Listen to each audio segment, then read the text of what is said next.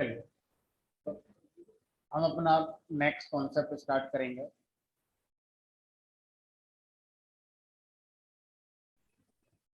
और next concept को हम थोड़ा बहुत जानते हैं पहले से, थोड़ा सा बेटर वे में पढ़ेंगे, दैट इज स्प्रिंग हैंडलिंग।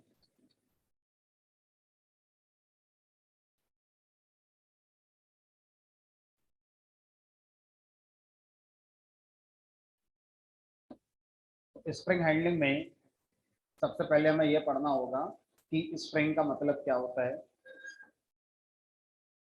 बात सुना करो, कल मना किया था क्लास में। स्प्रिंग हैंडलिंग का मतलब होता है हमारा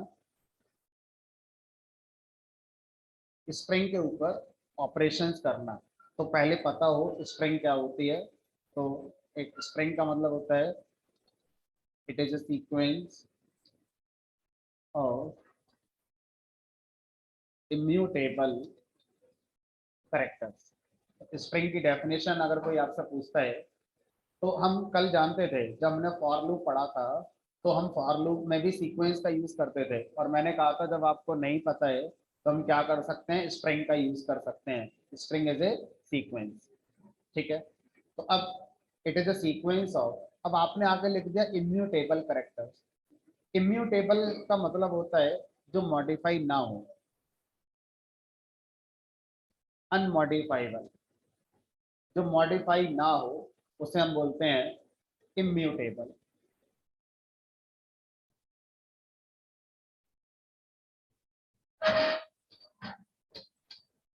इसका मतलब क्या है? इसका मतलब यह है कि मान लीजिए आपने लिखा एस इक्वल टू इंडिया। अब अगर मैं इसका मेमोरी व्यू आपको दिखाऊं तो आप ऐसे समझ सकते हैं कि कहीं पर मेमोरी में इंडिया नाम की स्ट्रिंग बनी होगी, और जो एस वेरिएबल है ये इसको रेफर कर रहा है। जो एस वेरिएबल है ये इसको रेफर कर रहा है, ठीक है। अब आप जब एस को प्रिंट कराएंगे तो इंडिया प्रिंट होगा डेफिनेटली।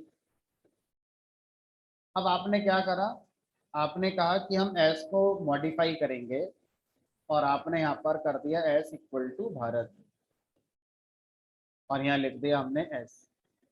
तो अभी आपने लिखा है कि स्ट्रिंग मॉडिफाई नहीं होती है, लेकिन जब मैं इसको रन कराऊंगा तो ये मॉडिफाई हो जाएगी और आउटपुट में भारत ही आएगा। तो सर फिर स्ट्रिंग अनमॉडिफाइबल कैसे है? तो उसको समझते हैं। स्ट्रिंग के अंदर जो करेक्टर्स हैं एक बार जो लिख गए अब वो चेंज नहीं होते। जब आप एस इक्वल टू एक स्ट्रिंग को बनाते हैं तो वास्तव में एक नई स्ट्रिंग मेमोरी के अंदर क्रिएट हो रही है।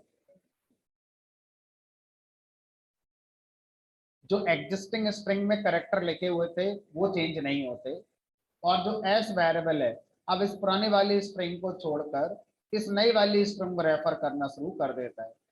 तो जो इम्यूटेबल वर्ड है वो स्ट्रिंग के अंदर जो करेक्टर्स होते हैं उनके लिए है, ना कि जो स्ट्रिंग का वेरिएबल है उसके लिए। तो जो वेरिएबल है उसका तो नाम ही वेरिएबल है, जो बदलता रहे, अपनी वैल्यू को बदलता रहे। बट जिस वैल्यू को वो रेफर कर रहा था उस वैल्यू के अंदर जो है वो नहीं बदल सकता, ठीक है। इसी बात को क्या बोलते हैं, स्ट्रिंग कैसा है हमारा, इम्यूटेबल है।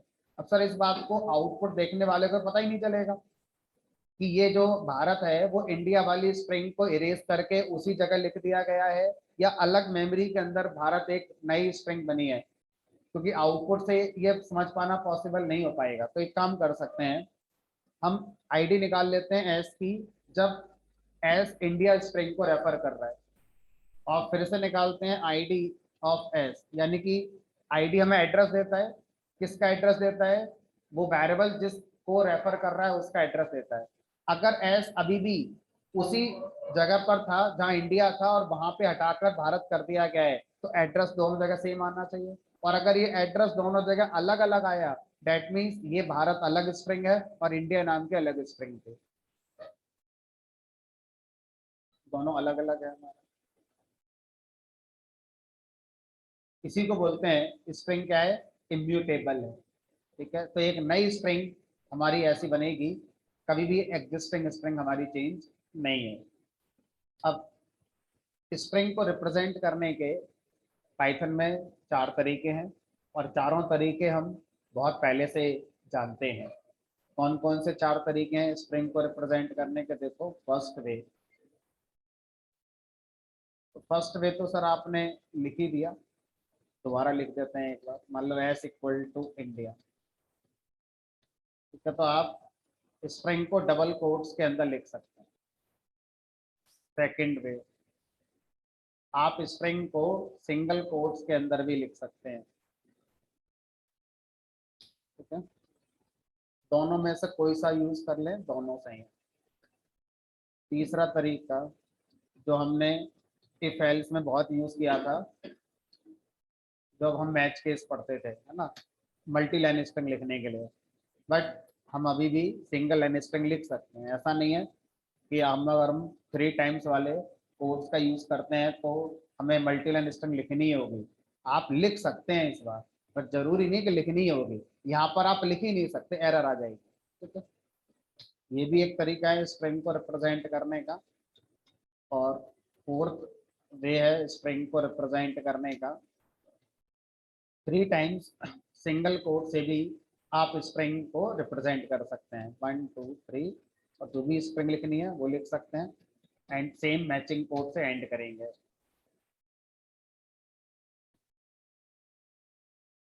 तो इस तरह से स्ट्रिंग के बारे में एक हमें बेसिक कॉन्सेप्ट पता चल गया कि string sequence of immutable characters होती है।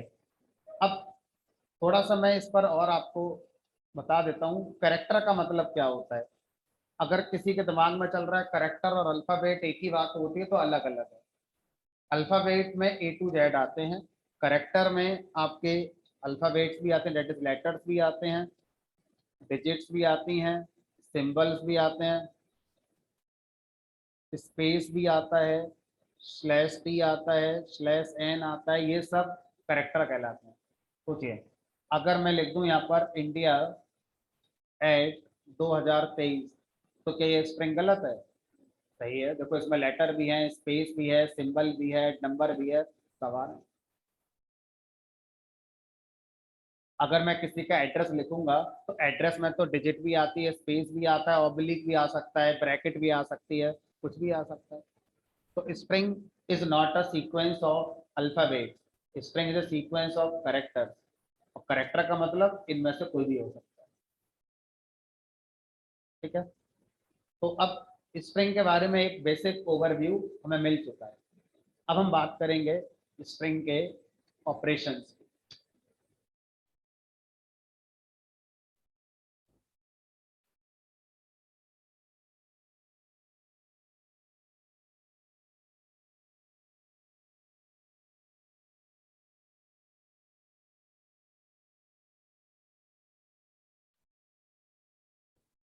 स्ट्रिंग ऑपरेशंस,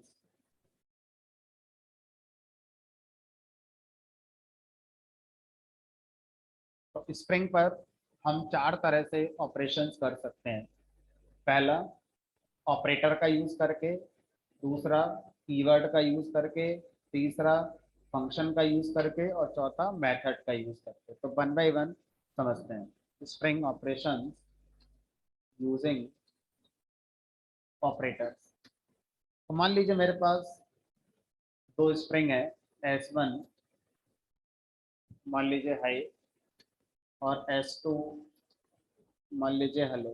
ठीक है, अब मुझे क्या करना है, इन दोनों स्ट्रिंग पर ऑपरेटर्स के थ्रू ऑपरेशन परफॉर्म करना है। तो सबसे पहले हमने सोचा चलो डिवाइड करते हैं। क्या S1 का डिवीजन S2 से हो जाएगा? S1 क्या है? स्ट्रिंग वेरिएबल है। S2 क्या है? ये भी एक स्ट्रिंग वेरिएबल है। जब आप करेंगे तो एरर आ जाएगी। ऐसा तो नहीं ना H से H कैंसिल हो जाएगा, है ना? तो मैथमेटिकली ऐसा नहीं होता, अनसपोर्टेड, कि भाई डिवीजन तो नहीं हो सकता। मॉडुलस हो जाएगा, हमने कहा नहीं, कोई सा डिवीजन नहीं होगा। ठीक है, माइनस हो जाएगा, सब्ट्रैक्शन हो जाएगा, हमने कहा ये भी नहीं होगा। मल्टीप्लाई हो जाएगी, मल्टीप्लाई भी नहीं होगा। लेकिन जब आप प्लस करने जाएंगे तो एरर नहीं आएगी। लेकिन प्लस का मतलब वो नहीं है ना जो अर्थमेटिक में होता है। अर्थमेटिक का मतलब होता है मैथमेटिकली जोड़ना, लेकिन प्लस का मतलब यहाँ पर ऐसा नहीं है। तो यहाँ प्लस का मतलब क्या है, फिर कॉन्कैटिनेशन कर देना। ठीक है, तो दो स्प्रिंग पर अगर हम ऑपरेशन करना चाहते हैं यूजिंग ऑपरेटर्स, तो प्लस ऑपरेटर हमारा कॉन्कैटिनेशन वाला काम करता है, अर्थमेटिक वाला काम ये अभी भी नहीं करता है। अच्छा, अगर मैं किसी भी स्प्रिंग को, मान लीजिए लिखा मैंने यहाँ पर इंडिया, मल्टीपल टाइम्स रिपीट करना चाहता हूँ, तो किसी स्प्रिंग के साथ आप मल्टीप्लाई कर सकते हैं एक नंबर की। स्प्रिंग के साथ स्प्रिंग की मल्टीप्लाई नहीं कर सकते। आप सोचो मैं स्प्रिंग के साथ स्प्रिंग की मल्टीप्लाई कर देता हूँ तो एरर आ जाएगी। ये तो आपने भी करके दिखाया भी था, S1 मल्टीप्लाई S2, या भाई आप कोई भी ऑपरेशन वेरिएबल के साथ करो या वैल्यू के साथ करो, एक ही बात होती है। तो ये एरर आ गई। लेकिन अगर किसी स्प्रिंग का मल्टीप्लिकेशन किसी इंटीजर नंबर के साथ करते हो तो एरर नहीं आती है, और इसका मतलब होता है रिपीटेशन। ये वाली स्प्रिंग 3 टाइम्स आपकी रिपीट हो जाएगी। आउटपुट देखेंगे ज्यादा बेटर समझ में आएगा। 1, 2 और 3। तो अगर आपको किसी स्ट्रिंग को मल्टीपल टाइम रिपीट करना है, तो अगर ये मान लीजिए नहीं होता, तो हमारे पास लूप का कॉन्सेप्ट था, हम लूप का काम करके ऐसा कर सकते थे। लेकिन एक शॉर्टकट आ गया कि अगर आप स्ट्रिंग को रिपीट करना चाहते हैं तो स्ट्रिंग के साथ एस्टेरिस्क सिंबल लगाइए, और जितनी बार उसे आप रिपीट करना चाहते हैं वो नंबर साथ में लिख दीजिए। ठीक है, इसका ऑर्डर भी मैटर नहीं करेगा कि पहले आप नंबर लिखोगे या पहले आप स्ट्रिंग लिखोगे। आप ऐसा भी कर सकते थे कि पहले नंबर लिख देते हैं उसके बाद स्ट्रिंग लिख सकते हैं, दोनों का एक ही मीनिंग है, कोई डिफरेंस नहीं। लेकिन अब आपको जो ध्यान रखना है वो ये कि ये एक फ्लोट नंबर नहीं होना चाहिए, ये नंबर इंटीजर ही होना चाहिए। क्योंकि ये तो साइंस नहीं रहा ना कि हम स्प्रिंग को 3.5 टाइम्स रिपीट करेंगे या 3.8 टाइम्स रिपीट करेंगे या 3.85 टाइम्स। साइंस नहीं रहा ये हमारा। तो ये एरर आएगी इस बार कि आप ऐसे नहीं कर सकते, तो ये आपकी एरर आ जाएगी। ठीक है, अगर आप किसी स्प्रिंग को रिपीट करते हैं तो आपके लिए इंटीजर ही बताना होगा। अच्छा, मान लीजिए मैंने इंटीजर ही बताया और मैंने यहाँ 0 कर दिया, तो अब ये सही है गलत है, एरर आएगी या नहीं? हमने कहा नहीं, नहीं चाहिए, क्योंकि है तो इंटीजर ही। तो इस केस में आप ये चाहते हैं कि स्प्रिंग आपकी रिपीट ही नहीं होनी चाहिए, तो एम्प्टी स्प्रिंग आपकी आ जानी चाहिए। इस बार स्प्रिंग आपकी एम्प्टी आ गई।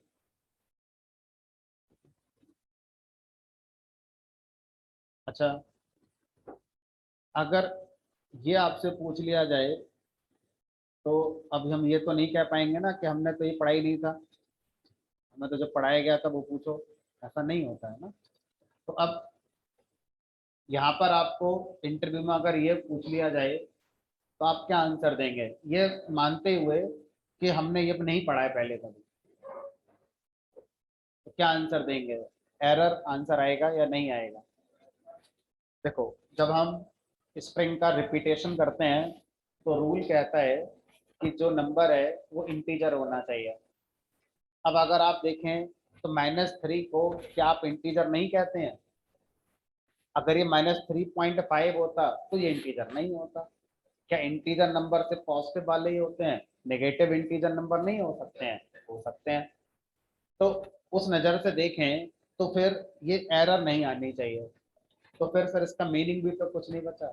तो ये एक स्पेशल केस हो गया जब आप किसी भी स्प्रिंग को नेगेटिव नंबर के साथ रिपीट करते हैं तो एम्प्टी स्प्रिंग ही रिजल्ट हमारा बनता है। ठीक है।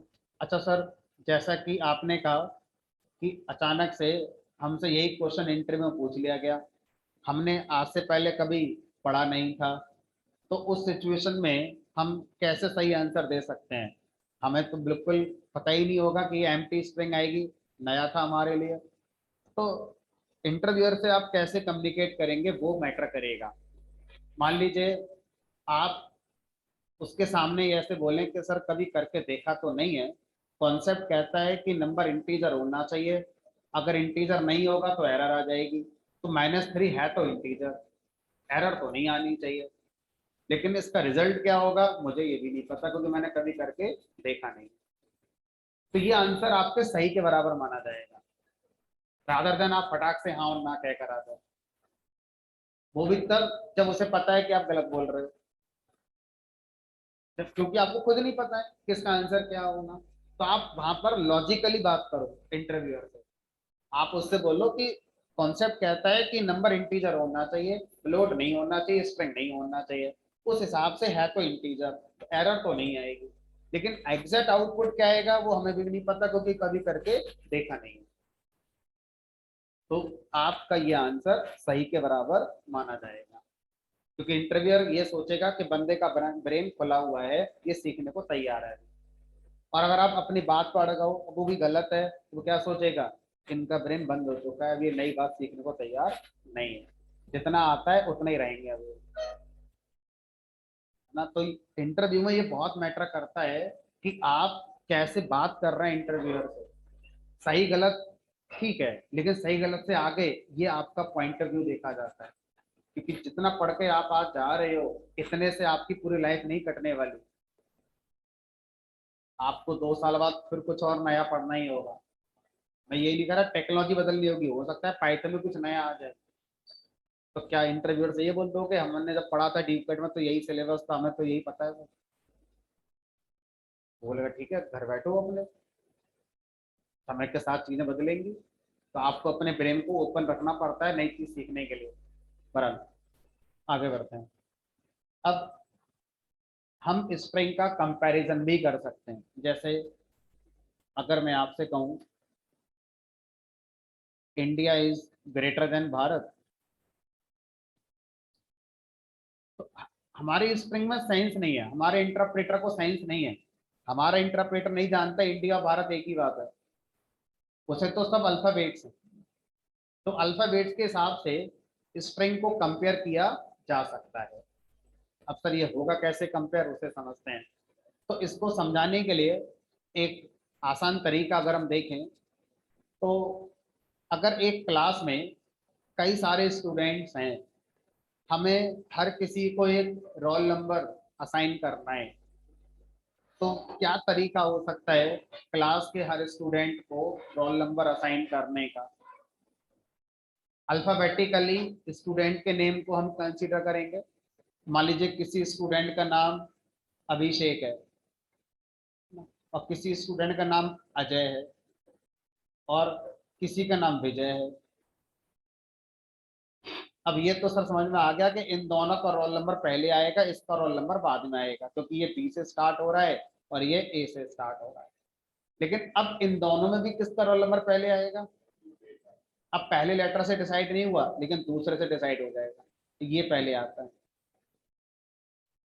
आजकल के पेरेंट्स इतने स्मार्ट हो गए हैं, अपने बच्चों का नाम ए से ही रखते हैं ताकि उनका नंबर पहले आए, और वो डबल ए लगा देते हैं कि और पहले आए। हर कोई आजकल के जो पेरेंट्स अपने बच्चों का नाम ए से रखना चाहते हैं, क्योंकि कभी उनका ऐसा एक्सपीरियंस रहा होगा कि कहीं कॉलेज में वाई वाई में इंटरव्यू में कहीं जाते हैं तो रोल नंबर इसी तरह से अरेंज होते हैं, तो जिनका नाम शुरू होता है एस से टी से उनके बेचारों को नंबर ही नहीं आ पाता, क्योंकि वो लास्ट में आते हैं। ऐसा उनका मानना है, कुछ पेरेंट्स का, सबका नहीं। गूगल पे सबसे ज्यादा सर्च किया जाने वाला नेम यही होता है, स्टार्ट्स विद ए। नाम खत्म हो चुके हैं ए से शुरू होने वाले। बराबर। अब यहाँ देखते हैं, सेम कॉन्सेप्ट है इंडिया और भारत के साथ। अगर हम अल्फाबेटिकल ऑर्डर में इंडिया और भारत को लगा दें तो पहले कौन आएगा, भारत, बाद में कौन आएगा, इंडिया।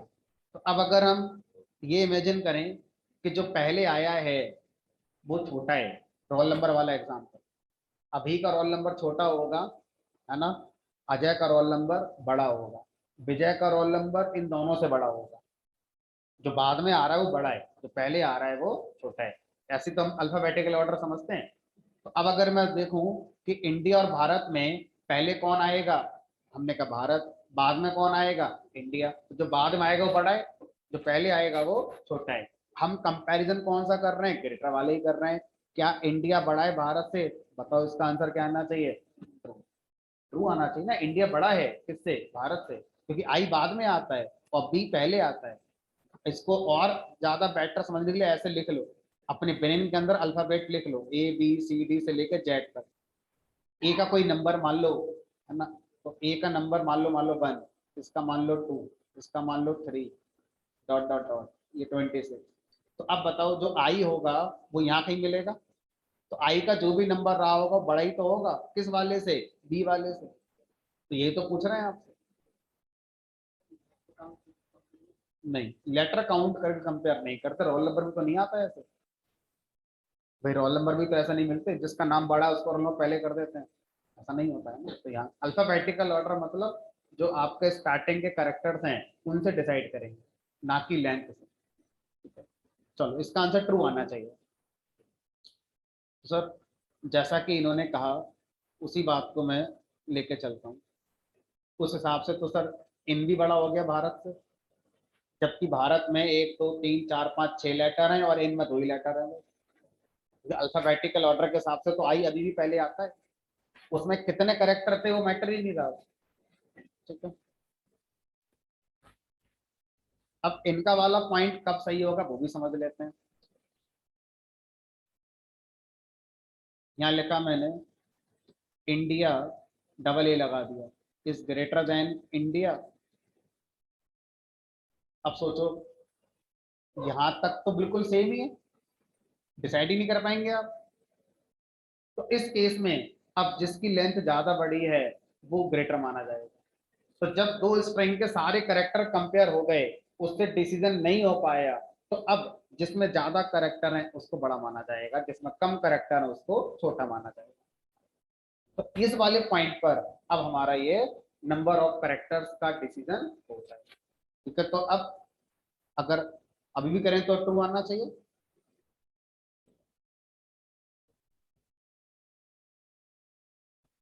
ठीक है, तो स्ट्रिंग पर अगर हम कंपैरिजन करना चाहें, equal to, equal to comparison भी हो जाएगा। हमने कहा इंडिया बराबर है इंडिया के, हमने कहा सही है। अच्छा अगर मैं यहाँ पर आई कैपिटल कर दूं तो स्ट्रिंग केस सेंसिटिव होती है। स्ट्रिंग के करेक्टर जब कंपेयर होते हैं तो लोअर केस और अपर केस अलग अलग माना जाता है। ठीक है? चलिए, तो स्ट्रिंग पर अगर हम ऑपरेशंस की बात करें तो जो हमारे अर्थमेटिक ऑपरेटर्स होते थे उनमें प्लस और मल्टीप्लिकेशन चलता है, लेकिन दोनों का मीनिंग अलग है। प्लस का मतलब अर्थमेटिक एडिशन ना होकर कॉन्कैटिनेशन है, और एस्ट्रिक का मीनिंग मल्टीप्लाई ना होकर रिपीटेशन। ठीक है, दोनों के अपने इफ एंड बट हैं।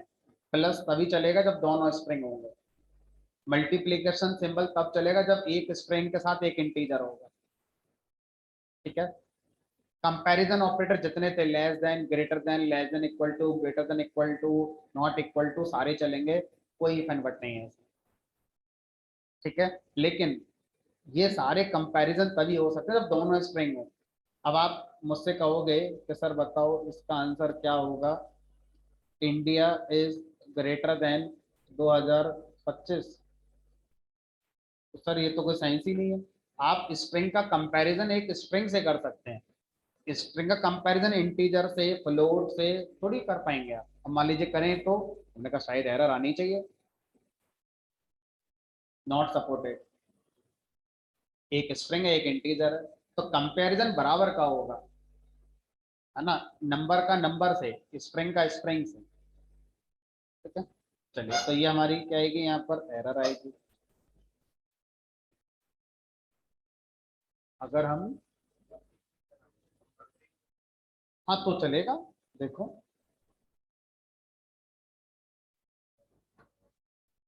India is greater than 2025। अब ये एरर तो नहीं आएगी क्योंकि ये भी स्ट्रिंग है और ये भी स्ट्रिंग है। लेकिन सर हम तो फंस गए यहाँ पे, अब तो अल्फाबेटिकल ऑर्डर हमारी समझ ही नहीं आएगा। कि बताओ आई पहले आता है कि टू पहले आता है? भाई दोनों अल्फाबेट थे तब तो समझना आसान था हमारे लिए। लेकिन अगर हम दो स्ट्रिंग लिख रहे हैं, लेकिन पहली स्ट्रिंग में अल्फाबेट आ रहे हैं, दूसरी स्ट्रिंग में डिजिट आ रही है, क्योंकि स्ट्रिंग अभी आपने आज ही बताया स्ट्रिंग में कोई भी करेक्टर हो सकता है, डिजिट भी हो सकती है, स्पेस भी, मान लो यहाँ स्पेस था, स्पेस भी हो सकता है, कोई भी सिंबल हो सकता है, स्लैश एन हो सकता है, स्लैश टी हो सकता है। अब कैसे करेंगे बताइए? अब रोल नंबर वाला एग्जाम्पल, क्लास वाला एग्जाम्पल काम नहीं करेगा, यहाँ पर फेल हो जाएगा, क्योंकि नाम तो हमेशा अल्फाबेटिकल होते हैं। तो अब पाइथन ने अपना सही डिसीजन बताया कि हम कैसे करते हैं इंटरनली। तो इंटरनली क्या होता है, हर करेक्टर जो पाइथन में होता है उस करेक्टर की एक न्यूमेरिक वैल्यू होती है। हर करेक्टर जो पाइथन में होता है उसकी न्यूमेरिक वैल्यू होती है। कितने करेक्टर पाइथन में है मैंने बताया था स्टार्टिंग में, 1.5 लाख करेक्टर पाइथन में सपोर्ट होते हैं। तो पाइथन यूनिकोड को सपोर्ट करती है और यूनिकोड के अंदर 1.5 लाख करेक्टर होते हैं। तो आप 1.5 लाख करेक्टर यूज कर सकते हैं स्ट्रिंग लिखने में। हम तो अल्फाबेट 26 पर फोकस कर रहे हैं, 26 से आगे जाना पड़ेगा। 1.5 लाख करेक्टर अवेलेबल है जो स्ट्रिंग के अंदर लिखे जा सकते हैं, कंपेरिजन हो जाएगा। तो अब सर कैसे करोगे? हर करेक्टर की क्या होगी, एक न्यूमेरिक वैल्यू होगी। जैसे स्मॉल ए की न्यूमेरिक वैल्यू हमारी 97 होती है, स्मॉल बी की 98 होती है, कैपिटल ए की न्यूमेरिक वैल्यू 65 होती है, और कैपिटल बी की न्यूमेरिक वैल्यू 66। फिर एक एक करके जेड तक चले जाना, यहाँ भी और यहाँ भी।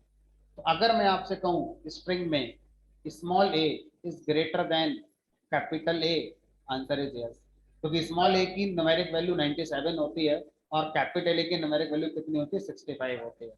इसी तरह से हर डिजिट की भी न्यूमेरिक वैल्यू होती है, 0 की, 1 की, 2 की, 9 की। हर सिंबल की न्यूमेरिक वैल्यू होती है, plus, minus, less than, greater than, slash N, slash T. जितने भी करेक्टर हैं जो पाइथन में सपोर्ट होते हैं, स्ट्रिंग के अंदर लिखे जाते हैं जो, उन सब की भी क्या होती है, न्यूमेरिक वैल्यू होती है। अब सर ये न्यूमेरिक वैल्यू हमें पता कहाँ से चलेगी? तो इस न्यूमेरिक वैल्यू को पता करने के लिए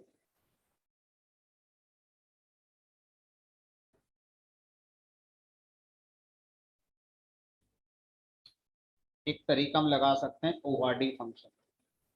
ओआरडी फंक्शन कहता है, इसको अभी बाद में लिखेंगे। ओआरडी फंक्शन कहता है आप मुझे करेक्टर दो, मैं आपको उस करेक्टर की न्यूमेरिक वैल्यू दूंगा। तो मुझे स्मॉल ए की न्यूमेरिक वैल्यू पता करनी है, ओआरडी फंक्शन को दे दिया, कितनी आ गई, 97। मुझे कैपिटल ए की पता करनी है, 55। अब सर इस तरह से हम पाइथन के किसी भी करेक्टर की न्यूमेरिक वैल्यू पता कर सकते हैं। करके दिखाओ। सर 2 की कितनी निकली, 50। ठीक है, 0 की कितनी होगी, 49 होगी, फिर 48। अब सोचो, 0 की 48 होती है, 1 की 49 होगी, 2 की 50 होगी, डॉट डॉट डॉट करते चलो ऐसे। तो अब यहाँ पर आपको शायद आंसर मिल गया होगा।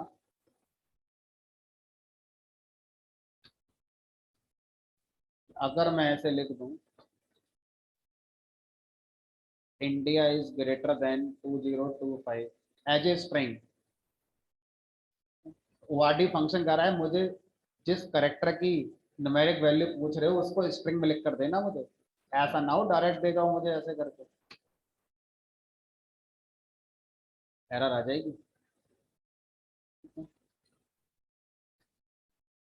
अब बताओ ये ट्रू आएगा कि फॉल्स आएगा?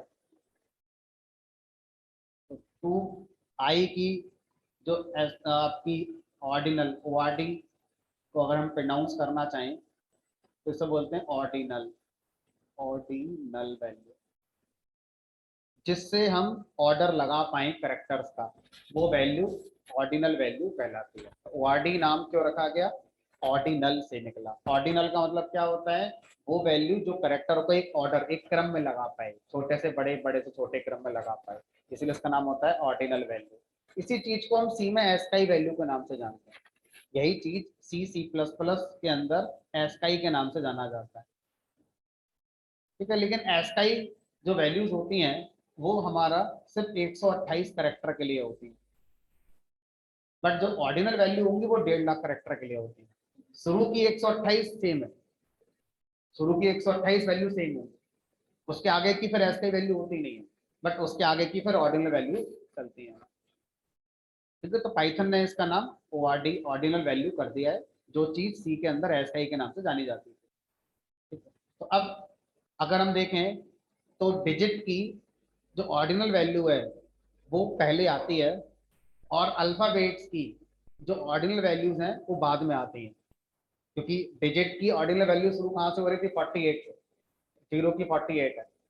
फिर आपके अपर केस अल्फाबेट की होती है 65, यानी अपर केस अल्फाबेट ही बड़ा होगा डिजिट से, अगर स्ट्रिंग कंपैरिजन की बात कर रहे हैं। ठीक है, फिर उससे बड़ा कौन होता है, लोअर केस का अल्फाबेट। तो अब ये बताओ क्या इंडिया ग्रेटर है 2025 से, आंसर क्या आएगा, यस है। तो ऐसे ही आप स्लैश एन स्लैश टी इनकी भी निकाल सकते हैं, हमने तक क्यों नहीं निकाल सकते। स्लैश एन की ऑर्डिनल वैल्यू कितनी आई, 10। स्पेस की भी सबकी होती है, जितने करेक्टर आप टाइप कर सकते हो, मोटा मोटा बता दे 1.5 लाख करेक्टर, हर किसी की ऑर्डिनल वैल्यू होती है। चलिए, तो इस तरह से हम क्या कर सकते हैं, स्ट्रिंग पर कुछ ऑपरेशंस कर सकते हैं। अब आगे चलते हैं।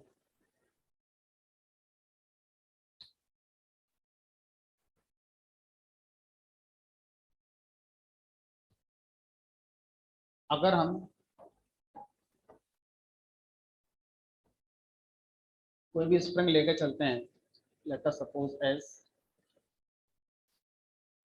और यहाँ लिख दिया मैंने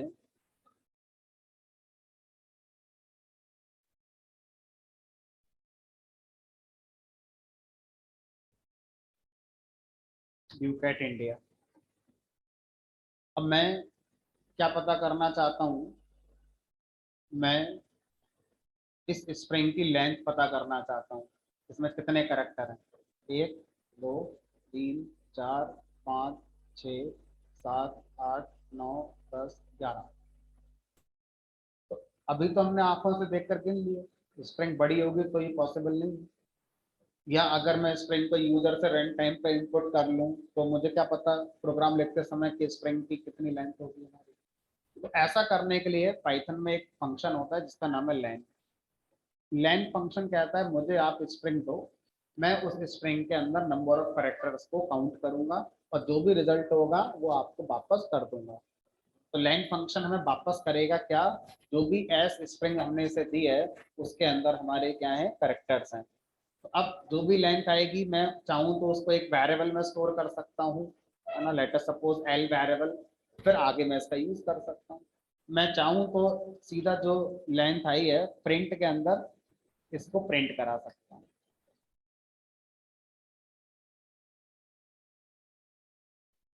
अब अगर मैं आपसे कहूँ कि मुझे इस स्ट्रिंग में सबसे बड़ा करेक्टर निकालना है, तो मैक्स नाम का फंक्शन है। तो बताओ इस एस नाम की स्ट्रिंग में सबसे बड़ा करेक्टर कौन है। जब हम बड़ा छोटा स्ट्रिंग में देखते हैं तो उसकी ऑर्डिनल वैल्यू के अकॉर्डिंग हमें डिसाइड करना है। तो बताओ इस एस स्ट्रिंग में जितने भी करेक्टर आपको दिख रहे हैं, डी यू स्पेस आई, तो इनमें ऑर्डिनल वैल्यू के अकॉर्डिंग सबसे बड़ा करेक्टर कौन सा होगा। तो अगर हम ऑर्डिनल वैल्यू को सारी तो याद नहीं कर पाएंगे, मुझे भी याद नहीं है सारी, लेकिन एक हम आइडिया डेवलप कर सकते हैं कि ऑर्डिनल वैल्यूज में पहले आती हैं आपके न्यू लाइन की, फिर आती है स्पेस की। न्यू लाइन की होती है 10, स्पेस की होती है 32। फिर उसके बाद आते हैं आपके नंबर, नंबर की शुरू कहाँ से होती है, 48 से शुरू होती है। फिर आते हैं अल्फाबेट कैपिटल वाले, फिर आते हैं अल्फाबेट आपके लोअर वाले। इतने से अपना सारा काम हो जाता है, क्योंकि स्ट्रिंग में हम जो भी करेक्टर लिख रहे होंगे इन्हीं में से सब कुछ हो जाएंगे। सबको 1.5 लाख करेक्टर की ऑर्डिनल वैल्यू याद रखने की जरूरत नहीं है, इतने से अपना काम लगभग लगभग हो ही जाएगा। और अगर नहीं हो रहा है तो ओआरडी फंक्शन तो है ही हमारे पास, किसी भी करेक्टर की अगर आपको पता ही करनी है तो निकाल ही सकते हैं। तो अब बताओ कि मैक्सिमम फंक्शन इन सारे करेक्टर में कौन सा करेक्टर हमें वापस करेगा। देखो स्पेस तो खत्म कर दो, 32 होता है, ठीक है। इससे बड़ा तो हमारे अपर केस के अल्फाबेट होंगे, अपर केस के alphabet U A N D. इनसे बड़े लोअर केस के अल्फाबेट होते हैं। अब लोअर केस में देखो कौन कौन है, डी है, सी है, आई है, बस इतने हैं, और डी है फिर से।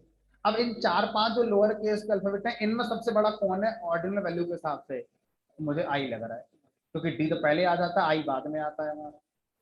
तो मैक्सिमम करेक्टर इस स्ट्रिंग का जो आना चाहिए तो मेरे हिसाब से तो आई आना चाहिए। टी भी था, हाँ ये भी रह गया, टी भी था।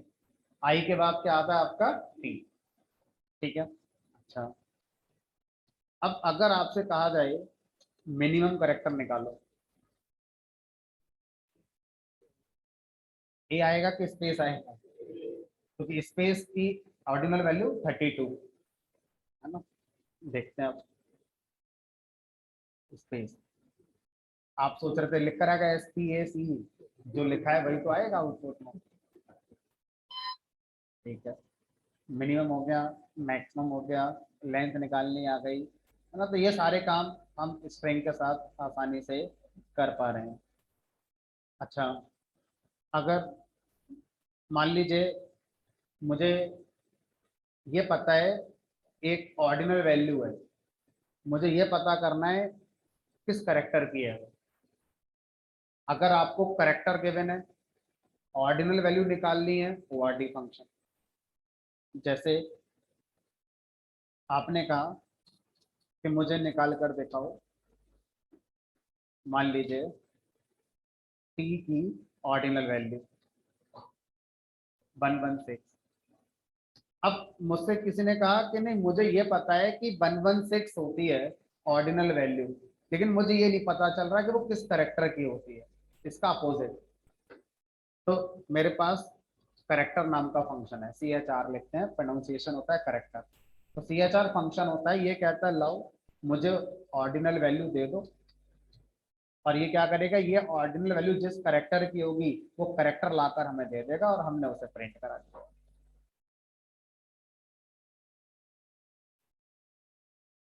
ठीक है। तो अब अगर मैं आपसे कहूँ कि सर ये तो इंटरेस्टिंग हो सकता है थोड़ा, अभी देखो मैंने क्या करा, मैंने यहाँ पर एक लूप लगाया फॉर एक्स इन रेंज, और मैंने कर दिया तो मान लीजिए 50 से लेकर 100। तो एक्स में पहले 50 आएगा, फिर 51, फिर 52, ऐसे करके 99 तक आएंगे। अगर मैं इस लूप के अंदर एक्स को प्रिंट करा दूं तो इस बार हमें पता है इसमें नई बात नहीं है। इन्हीं के साथ मैं इनके करेक्टर को प्रिंट करा दूं कि एक्स मान लेते हैं कोई ऑर्डिनल वैल्यू है, तो बताना जरा किस करेक्टर की है। तो ये ई एच आर 50 होती है 2 की, 51 होती है 3 की, 60 होती है लेस देन की, कैपिटल ए की 65 होती है, स्मॉल ए की 97 होती है। तो इस संख्या को और ले जाओ आगे तक, कहाँ तक, मैंने कहा 1.5 लाख, 1,49,000 समथिंग करके है, वहां तक लेके जा सकते। तो सर सबका पता चल गया, हमने कहा सबका पता, तो इसमें काका का भी आ गया, हमने कहा आ गए होंगे, देखो रास्ते में मिलेंगे कहीं ना कहीं। तो यहाँ पर मैंने कर दिया, जहाँ तक मुझे याद आ रहा है 900 के आसपास हिंदी के हमारे लेटर की वैल्यू होती है। तो अगर मैं 1,000 तक ले जाऊँ तो शायद मिलेगा कहीं रास्ते में।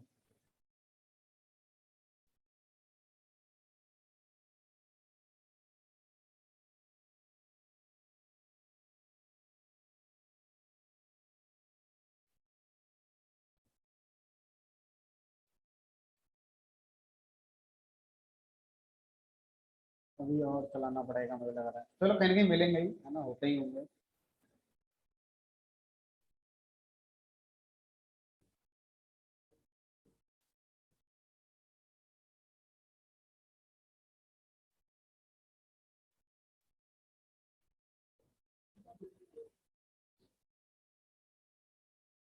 चलो अब इसमें टाइम खराब होगा, है ना, समझ में आ गया कि हाँ ऐसे हम निकाल सकते हैं अब।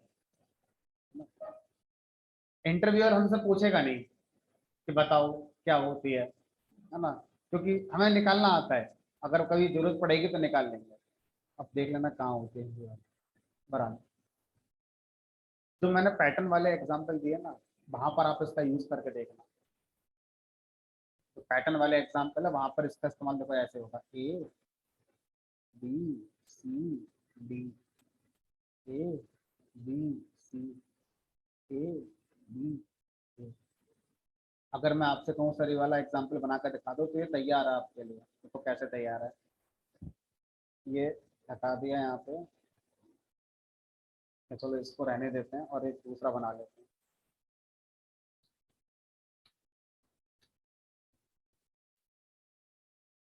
देखो याद करो, इस वाले पैटर्न का मैंने एक ढांचा आपको बनाकर दिखाया था, और उसमें यहाँ पर 1 2 3 4, 1 2 3 1 2 1 ऐसे करके था। तो उसका जो लूप था, अगर आपको याद आ गया हो तो, फॉर बाई इन रेंज, और यहाँ पर हम प्रिंट करा रहे थे बाई के लिए, और इसके बाद एक एम्प्टी प्रिंट लगा हुआ था। ठीक है, अब यहाँ पर आप देखो, आप बाई को प्रिंट करना चाहते हो, फिर बाई की value A B C D आनी चाहिए। तो अगर यहाँ बाई में मैं लिख दूं 65, और यहाँ पर मैं बाई की जगह प्रिंट करा दूं करेक्टर ऑफ बाई, तो यहाँ पर पहले 65 आ जाएगा। फिर उसके बाद मैंने एंड कर दिया स्पेस से, स्पेस आ गया। अगली बार बाई का लूप चला तो मैं चाहता हूँ ये 66 आ जाए। ठीक है, फिर 67 आ जाए, फिर 68 आ जाए। अब ये बताओ कि अगर ऐसा होगा तो यहाँ पर मैं क्या लिख दूँ, 69 लिख दूँ। लेकिन सर जब इस वाली रो पर हम आ गए होंगे तो 65 आए, 66 आए, 67 आए, अब ये 68 हो जाए तो 67 तक आएगा। ठीक है, तो अब सोचो अगर मैं यहाँ पर इसको x लिख दूँ, तो x की पहली वैल्यू क्या आनी चाहिए, यहाँ पर 69 आनी चाहिए। तो शुरू करेंगे 69 से, और फिर 68, 67, 66, 65 तक हो जाना चाहिए, और ये माइनस में A B C D, A B C A. अब सर आप बोलो सर इसको और हम आगे तक लेके जाना चाहते हैं, तो आप और आगे तक लेके चले जाओ, ये कर दो मान लो 60। अकॉर्डिंगली आगे वाले लूप को आपको यहाँ पर मैनेज करना होगा।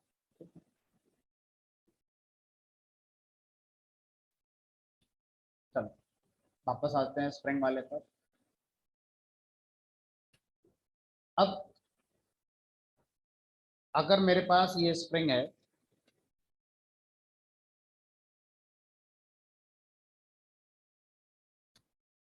मैं चाहता हूँ इस स्प्रिंग को अपर केस में कन्वर्ट कर दिया जाए, इसके जितने भी करेक्टर्स हैं अपर केस में कन्वर्ट कर दिया जाए या लोअर केस में कन्वर्ट कर दिया जाए। तो कैसे करेंगे,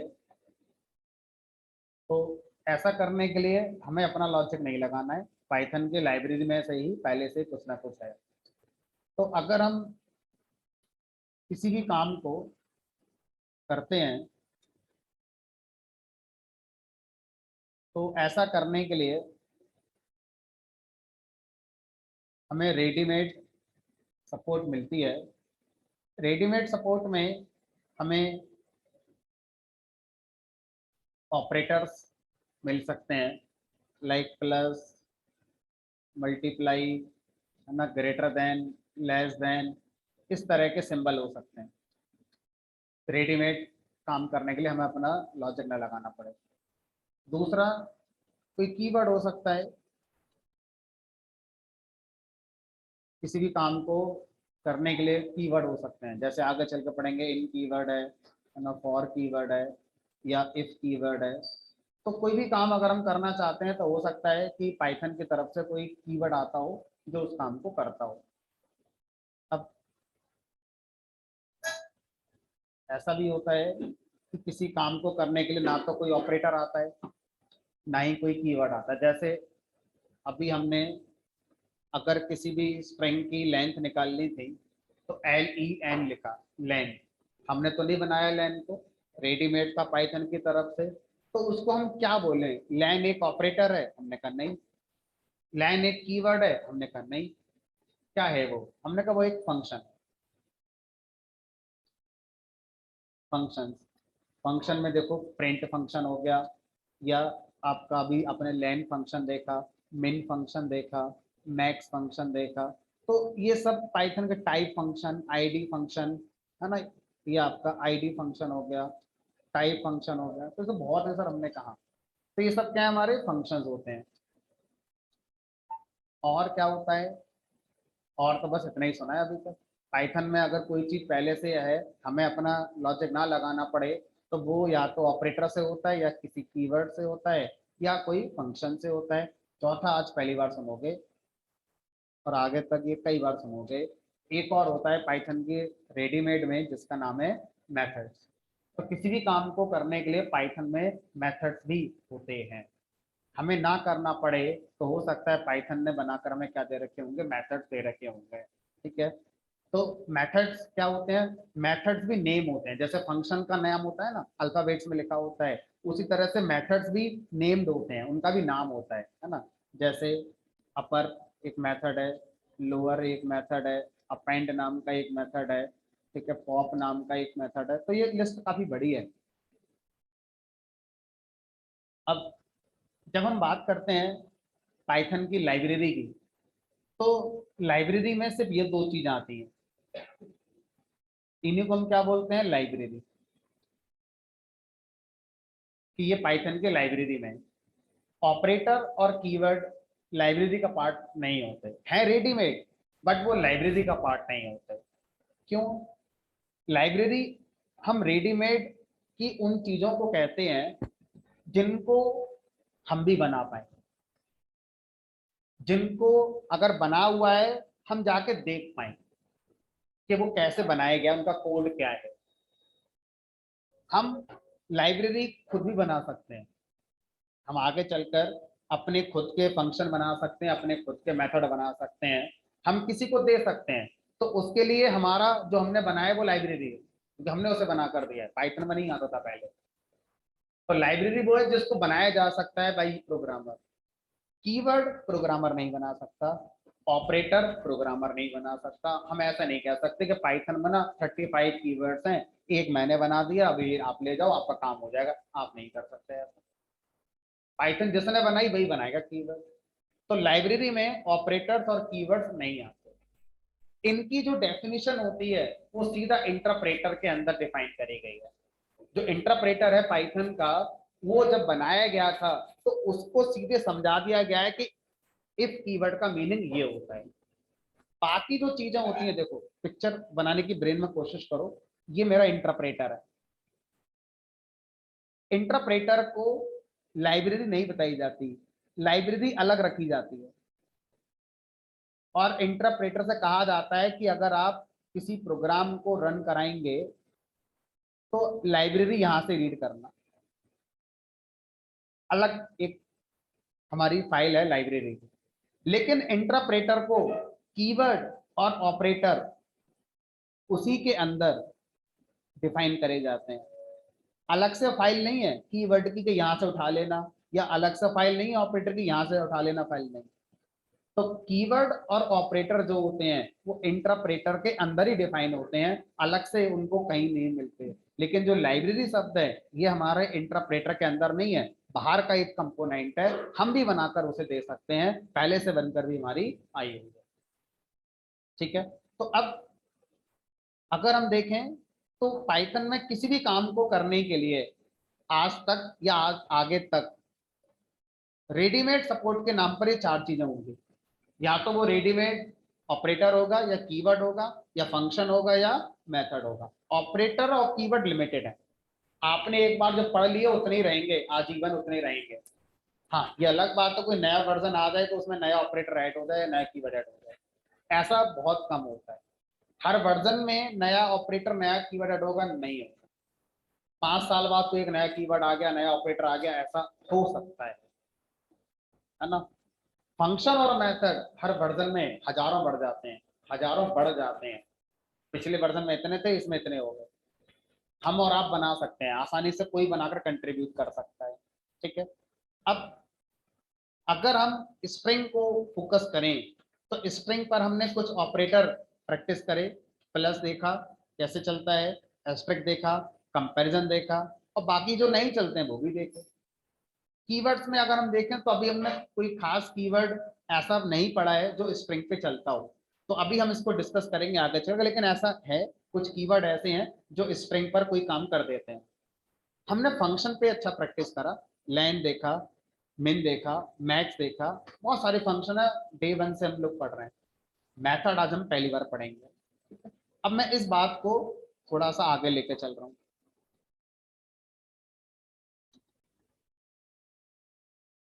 जो हमें लाइब्रेरी सपोर्ट मिलती है, अब हम क्लियरली फोकस कर सकते हैं दो चीजों पर कि लाइब्रेरी सपोर्ट में क्या आते हैं, हमारे फंक्शंस आते हैं, और दूसरा हमारा क्या आ रहा है, मेथड्स आ रहा है। ठीक है। अब हम ये डिस्कस करना चाहते हैं इन दोनों में क्या डिफरेंस होता है, फंक्शंस और मेथड्स में क्या डिफरेंस। दोनों के नाम होते हैं। अगर मैं आपसे कह दूं पाइथन में प्रिंट है, तो प्रिंट या तो फंक्शन है या मेथड है। ठीक है। अभी मैंने आपसे कहा अपर, अपर पाइथन में मेथड है, फंक्शन नहीं है। लेकिन जब प्रोग्राम में लिखोगे तो लिखोगे ऐसे ही, U P P E R, लिखना ऐसे ही है आपको, आगे उसके कॉलिंग सिंबल लगाना ही है, लिखना ऐसे ही पड़ेगा। तो उससे क्या फर्क पड़ता है, फिर हमने कहा पड़ता है, वही समझा रहा हूँ मैं आपको। तो फंक्शन जो होता है ये हमारा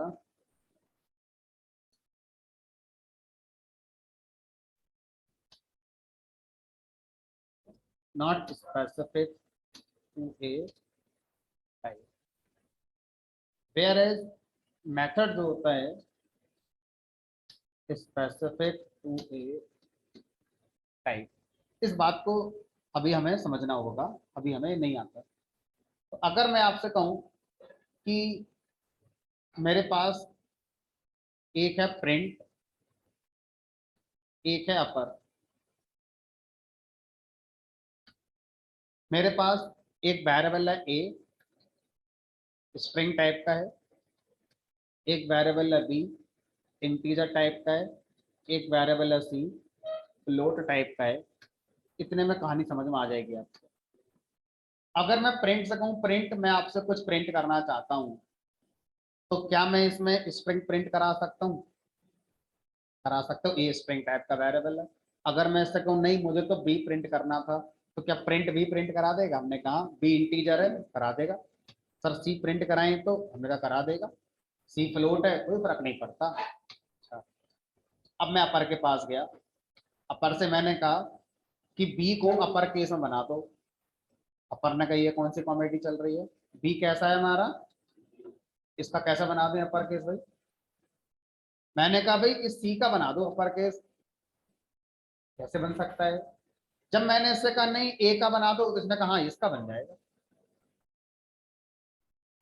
अब ये मुझे बताओ कि जब पाइथन बनाने वाले अपर को बना रहे होंगे तो उन्होंने इसका क्या नाम रखा होगा, इसकी कैटेगरी का नाम क्या रखा होगा, फंक्शन में या मेथड? यहाँ पे क्या लगा है, मेथड क्या होता है, स्पेसिफिक टू ए टाइप। तो अगर अपर सिर्फ स्ट्रिंग पे चलेगा और स्ट्रिंग पे ही चलेगा, क्या अपर को इंटीजर पे, फ्लोट पर, किसी और पे चलाकर कोई फायदा होगा? हमने बिल्कुल नहीं होगा, स्ट्रिंग पे ही चलना चाहिए बस। तो इसका मतलब अपर लाइब्रेरी में एक है, लेकिन वो कौन होगा, मेथड, क्योंकि ये स्पेसिफिक टू ए टाइप होगा। तो वो चीजें जो किसी टाइप के स्पेसिफिक नहीं होती उनको फंक्शन कहा जाता है। फॉर एग्जांपल प्रिंट हो गया, टाइप हो गया, टाइप को हटाकर आईडी लिख देते हैं, आईडी हो गया, लेन हो गया, एटसेट्रा। और बहुत सारे फंक्शन है जो हम आगे पढ़ सकते हैं। ठीक है। लेकिन मेथड का एग्जांपल लें तो यहाँ पर एक मेथड होगा अपर। अच्छा अब ये बताओ, जब मैं मेथड बोलूंगा या मेथड के बारे में कहीं लिखूंगा, तो आप ये कहते हैं कि मेथड तो किसी टाइप के स्पेसिफिक होता है, तो मेथड के साथ बताना पड़ेगा अपर और स्ट्रिंग। सिर्फ अपर कहकर आप आगे नहीं बढ़ सकते, क्योंकि आपने सबसे पहले ये बताया है कि मेथड हमेशा किसी टाइप के साथ जुड़ा हुआ होता है। तो जब भी आप मेथड का नाम बोलेंगे वो किस टाइप के साथ जुड़ा हुआ है वो टाइप भी आपको बोलना पड़ेगा, तभी तो समझ में आएगा। वरना कैसे पता चलेगा कि ये मेथड किसका है? अपर ऑफ स्प्रिंग। इसी तरह से हमारे पास लोअर भी होगा, लोअर ऑफ स्प्रिंग। इसी तरह से एक आगे चल के पढ़ेंगे अपेंड। अपेंड होता है लिस्ट का, लिस्ट एक टाइप आगे चल के पढ़ेंगे। ठीक है, तो इस तरह से डॉट डॉट डॉट। तो जब भी आप कोई मेथड बोलते हैं साथ में उसका टाइप भी बोलेंगे, और जब आप फंक्शन बोलते हैं तो टाइप बोलने की जरूरत नहीं होती है, क्योंकि वो किसी एक टाइप के लिए नहीं बनाए गए। ये तो हो गया कॉन्सेप्ट वाला डिफरेंस, जो कि लॉजिकल है, समझ में आता भी है कि हर चीज हर किसी के साथ नहीं चलती है, तो उसको मेथड बनाओ। हर चीज जो किसी के साथ चल सकती है, एक से ज्यादा के साथ चलती है, उसको फंक्शन बनाओ। ठीक है, तो अब सिंटैक्स में डिफरेंस क्या है? क्योंकि कॉन्सेप्ट हमें वजह बताता है किसी चीज के होने की, सिंटैक्स हमें कोडिंग कराता है कि जो हमने पढ़ा है उसका कोड कैसे बनेगा। ठीक है, तो सिंटैक्स में फंक्शन को कॉल करने का तरीका है, फंक्शन का नाम पता होना चाहिए, उसके आगे कॉलिंग सिंबल लगाएंगे जिनको हम पैरेंथेसिस कह रहे हैं, और यहाँ पर हम कुछ आर्गुमेंट्स लिखते हैं। मेथड को कॉल करने का सिंटैक्स काफी कुछ मिलता जुलता है। मेथड का नाम पता होना चाहिए, पैरेंथेसिस, आर्गुमेंट, लेकिन मेथड के नाम से पहले डॉट लगाया जाता है। मेथड के नाम से पहले डॉट लगेगा। डॉट के पहले जिस टाइप का वो मेथड है, जैसे मान लीजिए अपर मेथड है स्ट्रिंग का, तो या तो यहाँ पर कोई स्ट्रिंग का वेरिएबल आएगा, है ना, उस टाइप का वेरिएबल आएगा,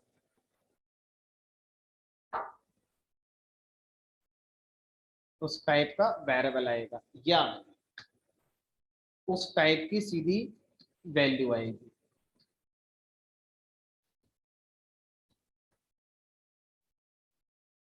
ये दो सिंटैक्स होते हैं किसी भी मेथड को कॉल करने। जैसे अब मैं एक एग्जांपल से थोड़ा सा समझाऊंगा। मान लीजिए मैंने आपसे कहा अपर एक मेथड है स्ट्रिंग टाइप का, अब मुझे उसे कॉल करना है, तो मैंने लिखा अपर। अब ये अधूरा है, इनकम्प्लीट है, पूरा करते हैं। तो मेथड के नाम के पहले क्या लगाते हैं? डॉट। डॉट के पहले क्या होता है? जिस टाइप का ये मेथड है उस टाइप का वेरिएबल या उस टाइप की सीधी वैल्यू। यानी कि मैं ऐसे लगा सकता हूँ, या मैं ऐसे भी कर सकता हूँ, एबीसी डॉट अपर। तो ये जिस टाइप का मेथड है, डॉट, डॉट के पहले उस टाइप की सीधी क्या है? वैल्यू। तो ये है टाइप वेरिएबल, जिस टाइप का मेथड आप कॉल कर रहे हैं उस टाइप का वेरिएबल है डॉट के पहले, या उस टाइप की वैल्यू है डॉट के पहले। तो ये हमारा सिंटैक्स में डिफरेंस होता है, जबकि फंक्शन के नेम से पहले हम डॉट नहीं लगाते। ठीक है, अभी के लिए जितना अभी हम फंक्शन और मेथड को जान रहे हैं उसमें ये सिंटैक्स है। हम जैसे जैसे आगे बढ़ेंगे चीजें थोड़ी सी हमें और सीखनी पड़ेंगी, तब जाके ये एग्जैक्ट समझ में आएगा। अभी हमें इन दोनों में से बनाना कोई सा नहीं आता है। अभी हमें जो बने बनाए हैं बस उनको यूज करने के लिए कहा जा रहा है। तो आगे जाके जब पाइथन हम पढ़ेंगे तो उसमें ये दो चैप्टर बनेंगे। पहला चैप्टर यही बनेगा, अपने फंक्शन कैसे बनाए जाए। एक चैप्टर ये बनेगा, अपने मेथड कैसे बनाए जाए। अभी आर्गुमेंट क्या है अभी हमें नहीं पता, हम एक प्रोग्राम बनाएंगे अभी, और उस प्रोग्राम में आर्गुमेंट क्या होता है वो समझ में आ जाएगा। चलो अभी मैं लिखता हूँ, करता हूँ। तो ये एस को मुझे अपर केस में कन्वर्ट करने लिख दिया मैंने, एस डॉट अपर। अब मैं अपर से पहले एस को प्रिंट करता हूँ, और इसके बाद मैंने फिर से प्रिंट कर दिया एस के लिए। तो अब सर दो बातें कॉन्ट्राडिक्शन कर रही हैं। पहली बात, अपर स्ट्रिंग को अपर केस में कन्वर्ट कर देता है, और दूसरी बात स्ट्रिंग तो इम्यूटेबल होती है, बदलती तो है नहीं वो। तो जब स्ट्रिंग बदलती ही नहीं है तो अपर केस अपना काम कैसे कर लेगा? या तो स्ट्रिंग बदलती है, और अगर स्ट्रिंग नहीं बदलती है तो अपर केस बनाया क्यों फिर? क्योंकि ये तो बदलेगा। तो इसका आंसर क्या है वो समझते हैं। तो एक इल्यूजन नाम से शब्द होगा जो आपने अपनी लाइफ में सुन रखा होगा। इल्यूजन का मतलब क्या होता है? रियल के इक्विवेलेंट, बट वो रियल नहीं है। जो वास्तविक के बराबर लगे लेकिन वो वास्तविक ना हो उसे हम बोलते हैं इल्यूजन, जो मैजिशियन वगैरह करते हैं। ठीक है। तो यहाँ पर स्प्रिंग के बारे में पहले आपको बताया गया, स्प्रिंग अनमॉडिफाइबल है, बदलती नहीं है। फिर आपसे कहा गया ये स्प्रिंग पर काम करने के लिए कुछ मेथड्स हैं जो स्प्रिंग को अपर केस लोअर केस में कन्वर्ट कर देते हैं। एक्चुअल में वो सारे मेथड एक नई स्प्रिंग क्रिएट करते हैं, एग्जिस्टिंग स्प्रिंग को नहीं बदलते हैं। यानी कि जो अपर नाम का मेथड है, इसने एस नाम की जो ओरिजिनल स्प्रिंग रही होगी उसमें कोई चेंज नहीं करा होगा। इसने एक नई स्प्रिंग क्रिएट करी होगी और उस नई स्प्रिंग के अंदर एस स्प्रिंग के सारे करेक्टर को अपर केस में कन्वर्ट करके कॉपी करा होगा। अगर वो नई स्प्रिंग हमें आगे के प्रोग्राम में यूज करनी है तो मुझे उसे एक वेरिएबल में यूज करना होगा, स्टोर करना होगा। अगर मैंने वो नहीं करा तो इसकी जो पिक्चर है ना मेमोरी में वो ऐसे है कि ये पुरानी स्प्रिंग है, मान लीजिए शॉर्ट में मैंने डीकट ऐसे लिख दिया, ये एस है, इसको रेफर कर रहा है। और जब इस पर अपर नाम का मेथड चला तो ये पिक्चर बनाना गलत है कि इसी में चेंज कर दिया, इसमें चेंज नहीं हुआ। पिक्चर सही कौन सी होगी? एक नई स्प्रिंग क्रिएट हुई, उसमें सब कुछ कैपिटल में आ गया और एक नई स्प्रिंग आपको वापस मिली।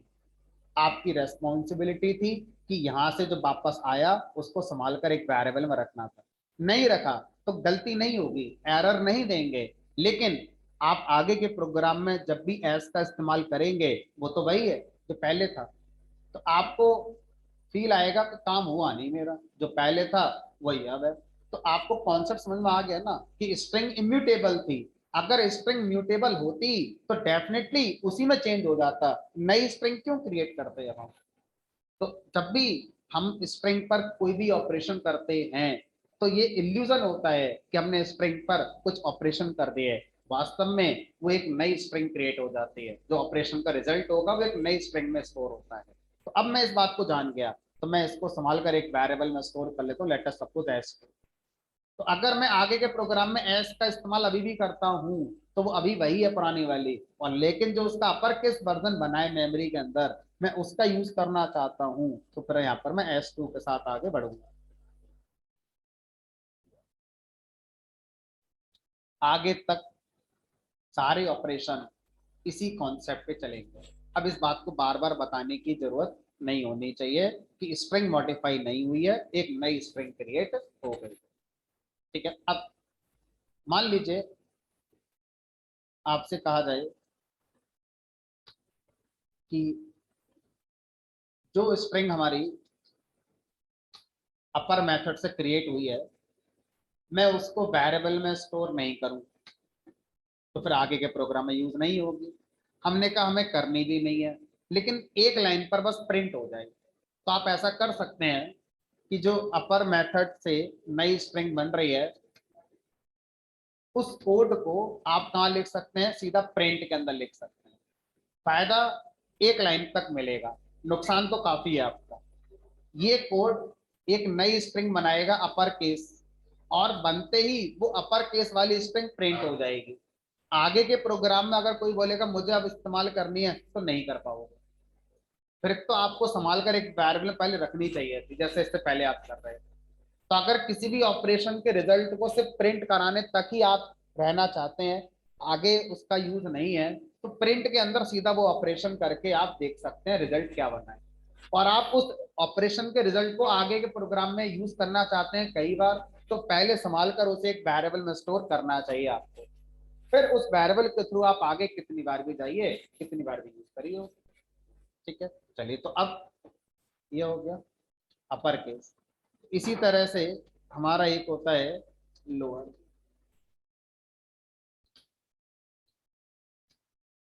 एक होता है हमारा कैपिटलाइज केस, एक होता है टाइटल केस, एक होता है स्वैप केस।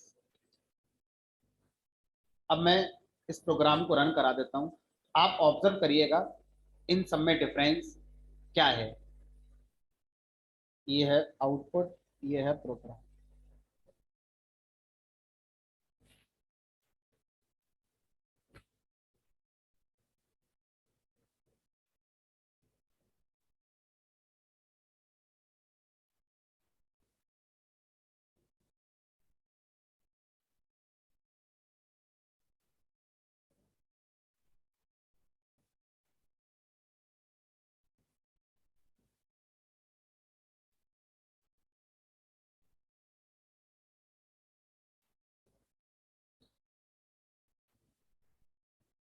शुरू के दो तो मुझे लग रहा है आसान होंगे, सारे अपर केस में और सारे लोअर केस में।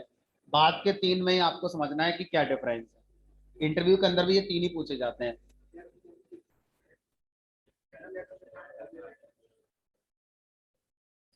कैपिटलाइज केस ये कह रहा है कि मैं पूरी स्ट्रिंग में जो सबसे पहला वाला करेक्टर था सिर्फ उसको अपर केस में कन्वर्ट करूंगा, बाकियों को छोड़ूंगा। हमने कहा नहीं, छोड़ना नहीं है, बाकियों को लोअर केस में करो। एक तो ये है कि बाकियों को टच ही मत करो, जो जैसे हैं पड़े रहने दो, ऐसा नहीं है, बाकियों को छोटा करना है। तो कैपिटलाइज का काम एक नहीं है, दो हैं। पहला, सबसे पहले वाले करेक्टर को अपर केस में कन्वर्ट करना, और दूसरा काम बाकी जो बच गए उन सबको छोटा भी करना। अगर आपसे इंटरव्यू पूछा गया कैपिटलाइज केस क्या करता है और आपने कह दिया पहले वाले लेटर को या पहले वाले करेक्टर को अपर केस बना देता है, और आपका रिजेक्शन हो गया, तो आप सोचते रहेंगे क्यों हो गया, क्योंकि आपको पता है आपका आंसर सही नहीं था पूरा, तो आपने आधा आंसर दिया है। तो पूरा देना चाहिए था कि बाकी जो करेक्टर है उनको लोअर केस में भी कन्वर्ट करेगा। ऐसा दिख रहा है, आउटपुट में दिख रहा है। ठीक है, ड्यूकेट इंडिया जो हमारा चौथे नंबर पे लिखा हुआ है ऊपर से, उसमें डी कैपिटल है, बाकी सब लोअर केस में आ गए। ठीक है, अब टाइटल केस क्या कर रहा है। टाइटल केस स्ट्रिंग में जितने वर्ड्स आ रहे हैं हर वर्ड का पहला करेक्टर कैपिटल और बाकी सारे करेक्टर लोअर केस। तो ड्यूकेट इंडिया में दो वर्ड आए, तो ड्यूकेट का डी कैपिटल, इंडिया का आई कैपिटल। वर्ड पहचानने का जो स्टैंडर्ड है वो है, अगर स्ट्रिंग में स्पेस के बाद कुछ भी आएगा एक नया वर्ड माना जाएगा, या न्यू लाइन का कोई भी वर्ड आएगा वो एक नया माना जाएगा। मल्टी लाइन स्ट्रिंग लिखी है तो न्यू लाइन आई, तो न्यू लाइन के बाद जो भी आएगा वो नया वर्ड माना जाएगा। तो न्यू लाइन, स्पेस और टैब स्पेस, ये तीन अगर कहीं आएंगे स्ट्रिंग में तो उसके आगे जो होगा उसको एक नया वर्ड माना जाएगा। ठीक है, तीसरा वाला स्वैप केस ये कहता है कि जो हमारा अपर केस करेक्टर थे वो लोअर केस में आ जाएंगे, और जो लोअर केस वाले थे वो अपर में आ जाएंगे। जैसे टी वहां पर लोअर में था तो ये अपर में आ गया, वहां पर आई हमारा लोअर में था अपर में आ गया, तो जो जैसा था वो उसका अपोजिट केस में कन्वर्ट हो गया।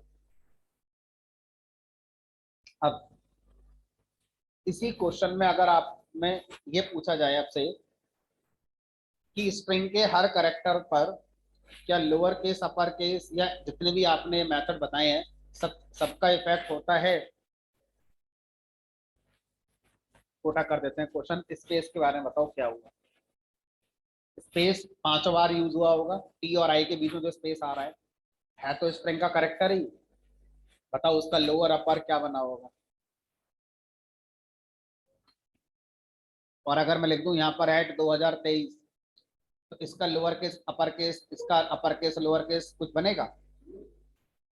तो ध्यान से समझने वाली बात है, ऑपरेशन तो स्ट्रिंग के साथ दिया गया है, बट स्ट्रिंग के साथ सिर्फ अल्फाबेट्स पर ही चलता है। अल्फाबेट के अलावा बाकी जो करेक्टर हैं, स्पेस हो गया, स्लैश टी हो गया, स्लैश एन हो गया, या आपका डिजिट हो गई, या सिंबल हो गए, एट सिंबल या प्लस कोई और सिंबल आ गया, उन पर नहीं चलता। सिर्फ लेटर्स के लिए काम करता है। लेटर सिर्फ वही स्ट्रिंग में सकते हैं, इसलिए स्ट्रिंग पर ही ऑपरेशन दिया है। ऐसा कोई स्पेशल टाइप पाइथन में नहीं होता है जिसमें सिर्फ अल्फाबेट ही अलाउड हो। स्ट्रिंग ही है जिसमें अल्फाबेट अलाउड है as well as other character भी अलाउड। तो जब हम स्ट्रिंग पर लोअर अपर कराते हैं तो जो हमारे अल्फाबेट्स हैं सिर्फ उन पर ये इफेक्ट देखेगा, बाकी जैसे थे वैसे रहेंगे, बाकी में फिर कोई चेंज होगा। ठीक है, चलिए, तो स्ट्रिंग के ये कुछ मेथड्स हमारी समझ में आए। अब आगे चलते हैं।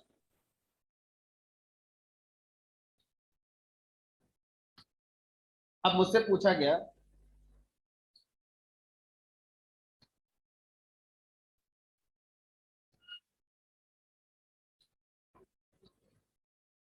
इंडिया इज ए कंट्री में ये बताओ आई कितनी बार आया।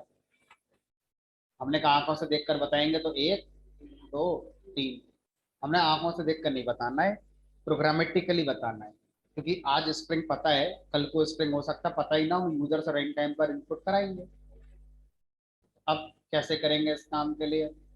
तो हमारे पास स्प्रिंग में एक और मेथड होता है जिसका नाम है काउंट।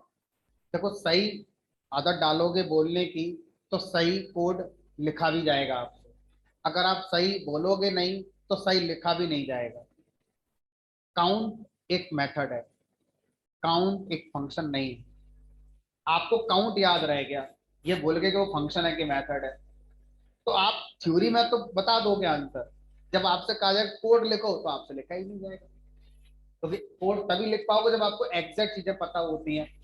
तो काउंट एक मेथड है स्ट्रिंग का।